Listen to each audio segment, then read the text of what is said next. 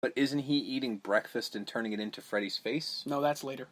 No, that was earlier in the film because Chase was there. Chase leaves and never comes back. Yeah, listen, I wrote the notes, man. Elm Street 1 was on the television, dude. I don't know what to tell you. Because she unplugs it.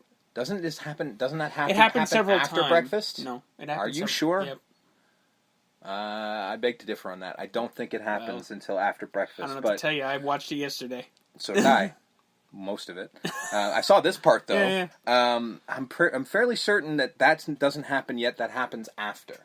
Like, well, it's all the same scene. I know it like is. Him having breakfast. I know, but him I'm just watching saying the thing they have breakfast first, and then the TV's on talking about the earthquake, and then after he leaves, she sees him watching the TV, and that's what makes her freak out, and that's when the phone call happens. Yeah. Yeah. I skipped the breakfast scene because who cares? He's making a face in the cereal. Who gives a shit? Because that's part of it. He's seeing Freddy. Come on, man. Tell the story right.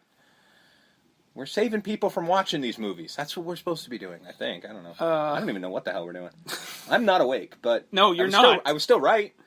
Anyway. Well, either way, breakfast, spooky face. She says, well, my little artist. And I'm like, no, that's... You call a psychiatrist if your kid's making if your kid is making monsters in the fucking cereal. In the oatmeal? Yeah. I think it's time to call someone.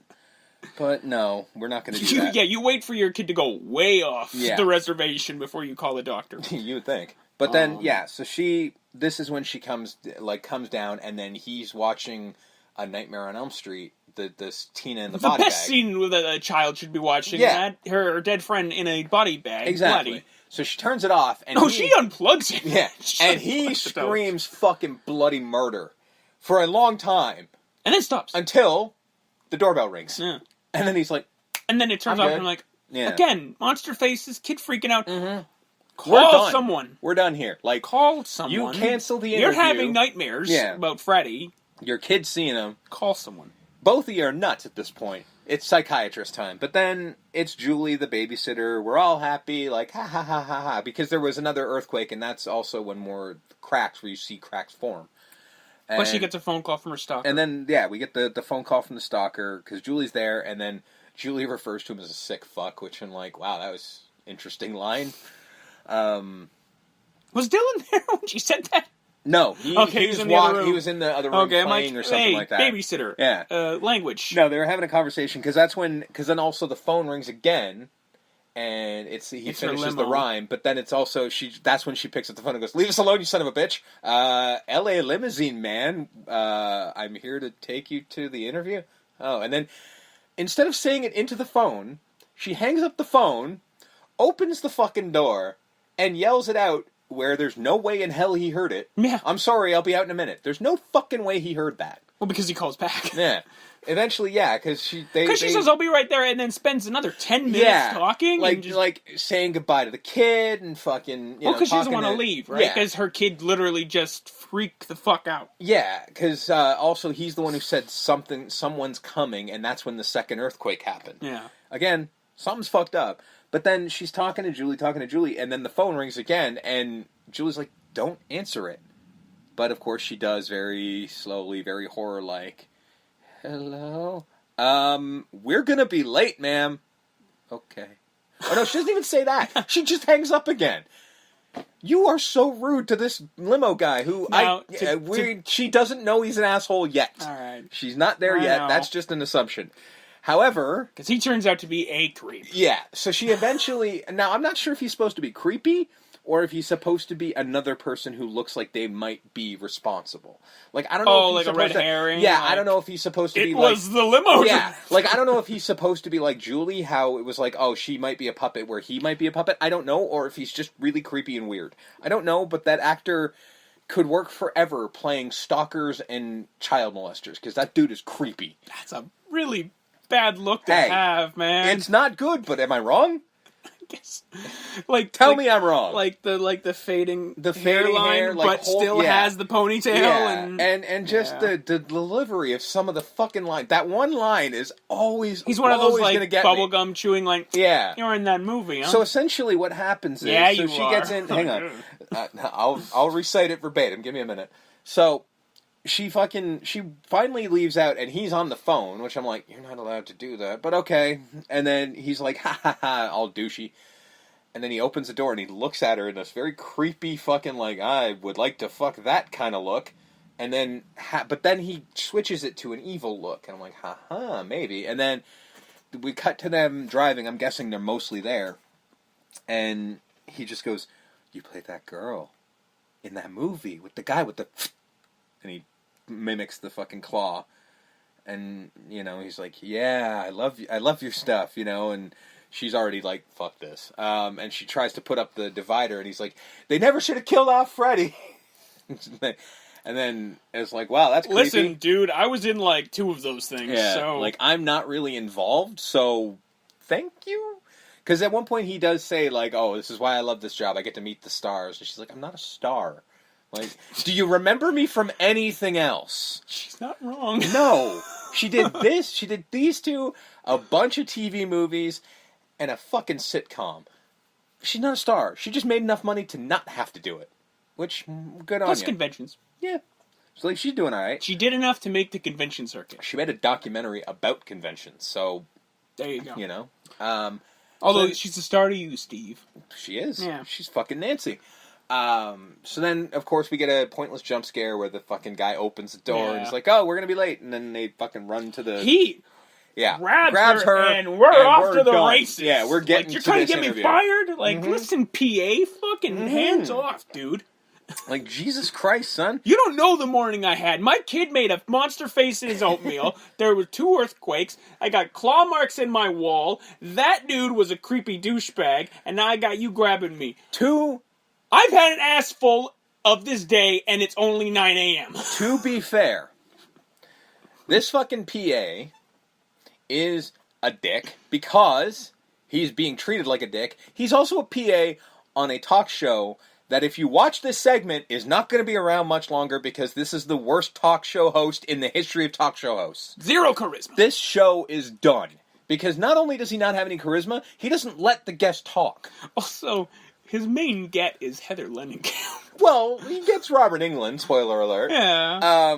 But yeah, like, although at the time, I'm not gonna, I do remember that there was a lot being said about the 10th anniversary of A Nightmare on Elm Street. There absolutely was.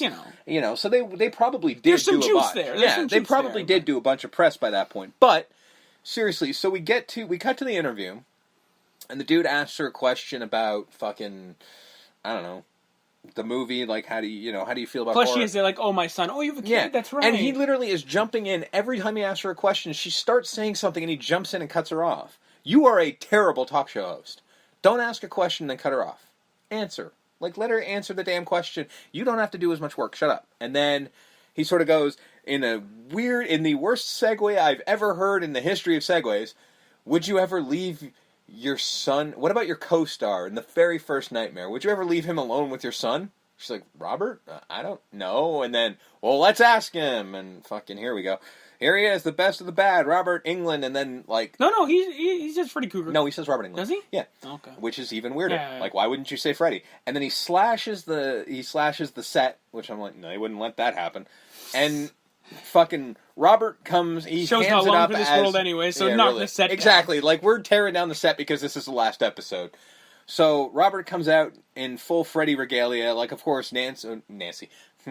Heather freaks out at first. She's like, oh my god, and then she sees and she pretends to laugh, but really inside she's like, oh my god, oh my god, oh my god, I just shit myself on national television. Well, because, he doesn't know the morning she just had with the oatmeal and the movie and the exactly. And the... So he, again, Robert Englund is the world's biggest ham, so he's just like, hey babe, let's do lunch, and he fucking goes out and high fives a dude. He's shucking and jiving in the Freddy gear, and it's like does the whole "you're all my children now" slow-mo, him waving his hands around, and she's just like, and we're putting the juxtaposition together of like, wow, this evil character is the greatest thing to these people's lives. Well, we got children dressed like Freddy Krueger in the audience, and this guy's supposed to be a child killer. Yeah, which is the whole point, right? Because again, this is before conventions hit the mainstream, so people don't understand this.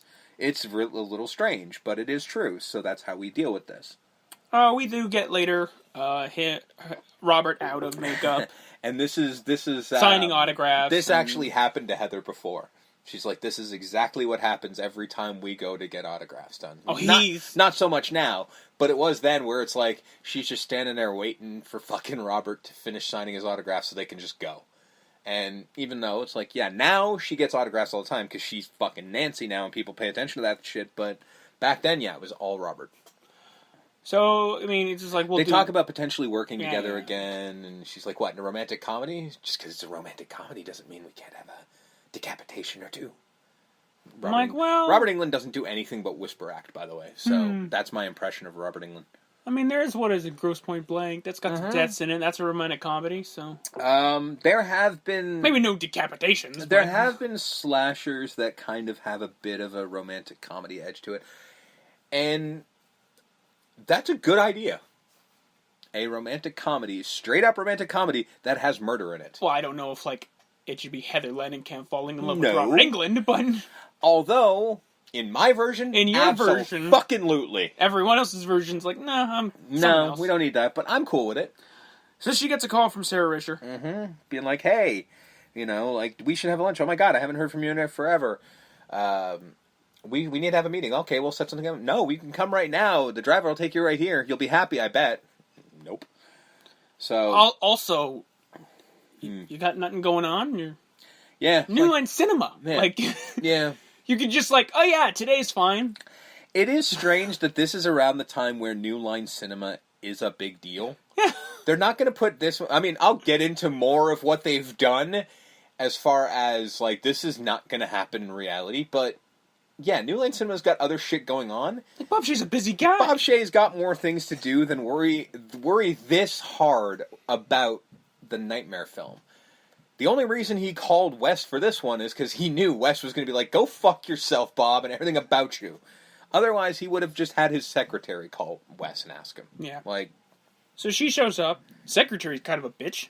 Yeah, secretary's got a chip on her shoulder for no reason. Just I'm here to see Bob. Well, do you have an appointment? Yeah. She's very curt. But my guess is, that's his real secretary. Oh, yeah. So she's doesn't know how to act. Yeah, just So my guess is this is her attempt. So Sarah's like, oh, hi, it's okay. Yeah, we know her. You want some coffee? All right, let's go. Let's go see Bob. Mm-hmm. Bob's on the phone talking about going to fucking... Where the fuck is he talking about? Going to Chile or some such shit? He's like, oh, you've got to go to this fucking place. I'm like, oh, Bob's become a dick now. I got it. He's big shit. Hollywood Bob Shea. Exactly. He's a mover and shaker now. Ha-ha. And then he fucking says hi. Reefer Madness was a long time ago. Yeah, we're long away from making Nightmare on Elm Street pictures. Or are we? So basically... He goes on forever and, gives her the whole pitch of, we want to make a new picture. Wes has been working on a script. He's fucking really excited about it. And, Heather just sort of goes, he's been having... And she's like, well, he's been having nightmares again. Yeah, and it's turning into a great script. He's really excited. About the nightmares? No, about the script. I'm try to keep up, lady. I like that it just established that, the only time he makes movies is when he has nightmares. Or at least this franchise. It's actually true. Oh, yeah? He used to have nightmares, and he would write his nightmares down. I actually do that, too. Is that just for these movies? No, or, just in general. Just in general. He'll have a nightmare, and he'll be like, oh, that would be an interesting idea. I literally do the same thing after he said that. So he had a nightmare about Eddie Murphy being a vampire in New York City, did he? No, but I did. But then, yeah, he just sort of says, you're just as important, and blah, blah, blah. We want to do it with you, blah, blah, blah. We've already got Chase working on a new glove. And she was like, excuse me? You want to run that one again? You got my husband doing something he didn't fucking tell me? Well, I wanted to be the one to tell you and, see where your head's at. Okay, fine, fuck off. And then she's just like, ooh, did I just cost that guy 3-day stay at the Couch Hotel? Yeah, oh, no. He is not getting laid for a long time. Fucking poor bastard. And then she just sort of goes, she didn't make a decision, she just leaves. Also, again, I get the whole comic book, and she comes back as Glenda the Good Witch or whatever, but why didn't she mention, but Bob, I'm dead? No, she does mention that you killed Freddy. Right. And then he just sort of goes, well, the fans are clamoring for more, so, they're reading between the lines. We can make money off this shit, so I want to make money. Bob Shea likes money. Bob Shea's a big fan of money. Bob Shea's become accustomed to money. To the point where he calls himself Bob Shea. Especially now. Do you know how fucking rich he is? Oh, yes. Holy shit. Yes. Those Lord of the Rings movies made him a lot of money. No, Warner Brothers bought New Line Cinema. Oh, that's right. He's got more money than God at this point. So she comes home to another freak out. Dylan's freaking out. Yeah, Dylan's screaming, and she assumes that Julie's doing it, so she literally throws Julie off because Julie's, over top of him. Yeah. I thought... initially, if I'm walking in the room, I thought she's just having a tickle fight with the kid. That's what I would have thought too, but she's already on fucking ninth edge, and she knows the difference between laughing and fucking screaming at the bloody murder. So she's like, "Die, babysitter, die!" And she's like, "What the fuck?" And Julie's like, "He was freaking out. He was